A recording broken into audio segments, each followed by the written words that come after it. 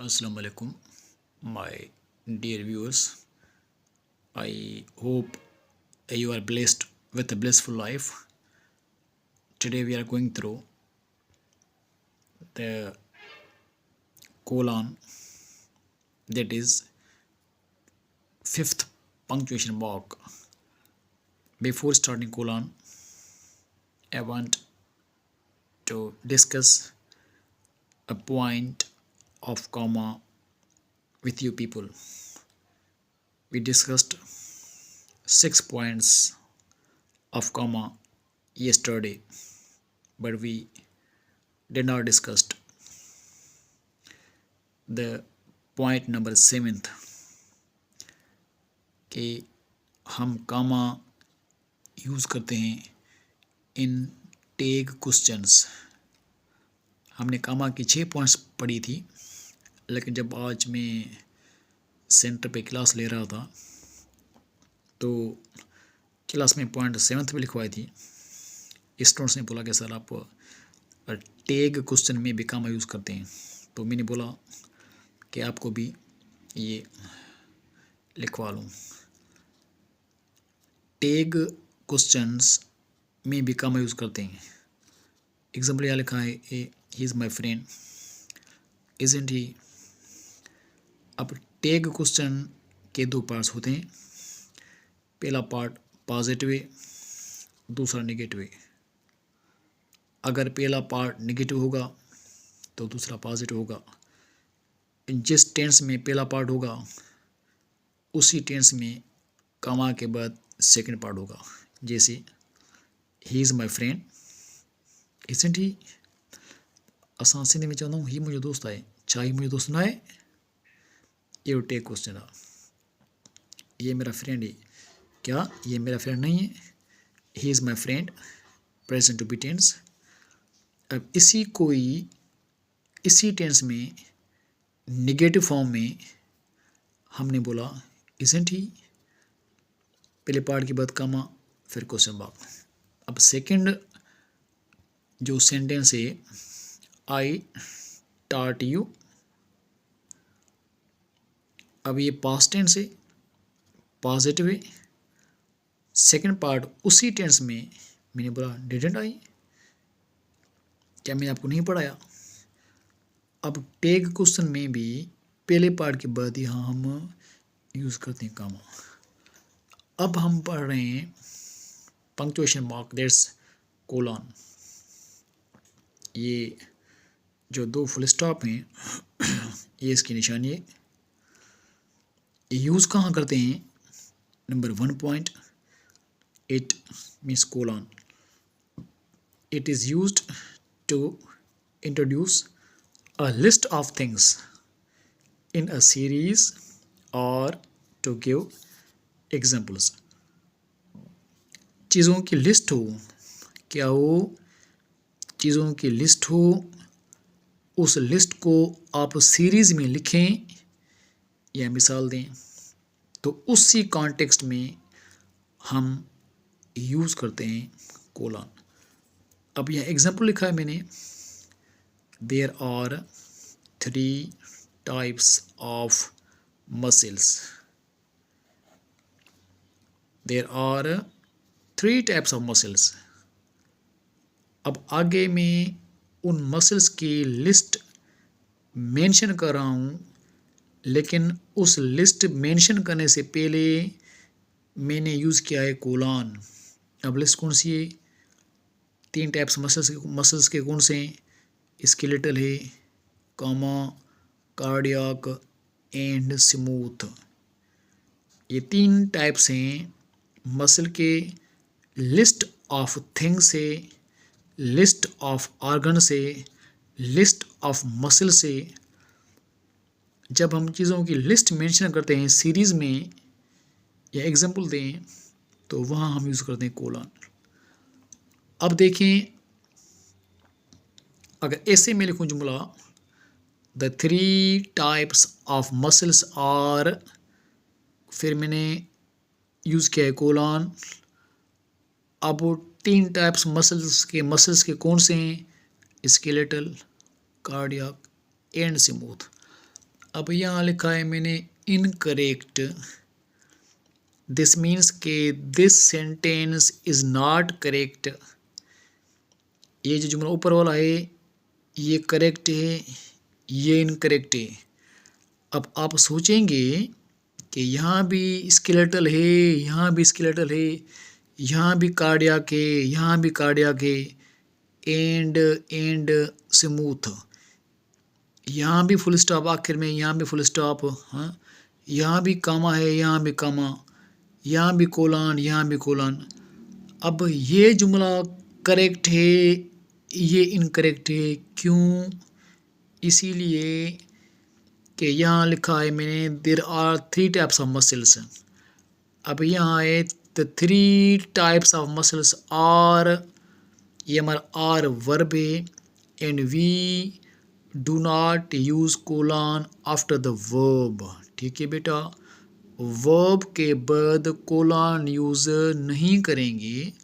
मैंने यहाँ लिखा है categorically we do not use colon after verb. I hope it's very much clear to you. We can also write the above example is given below. अब ये जो मैंने ऊपर एग्जाम्पल लिखा है हम इसको और तरीक़ों से भी लिख सकते हैं। अब वो कौन से तरीके हैं? For example the 3 types of muscles are as follows. ठीक है, आप A skeletal, B cardiac, C smooth. We can write the above example like this as well. हम इसको ऐसे भी लिख सकते हैं there are 3 types of muscles, for example cardiac, smooth and skeletal. हम इसको ऐसे भी लिख सकते हैं, ऐसे भी लिख सकते हैं। I hope the things are very much clear to you. आप बहुत ज़हीन हैं, इंटेलिजेंट हैं, आप चीज़ों को प्रॉपर गेन कर रहे हैं। Thank you very much. अब यहाँ नोट बात करने की, you need note this down. I have visited places like Bombay, Chennai and Kolkata. अब ये लिस्ट ऑफ सिटीज़ हैं 3। I have visited places like Mumbai, Chennai and Kolkata।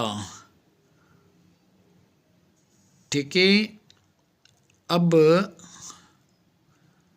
आप सोचते होंगे कि यहाँ प्लेसेस के बाद कामा या कोलन क्यों नहीं हुआ, हालांकि ये भी चीज़ों की, शहरों की लिस्ट है।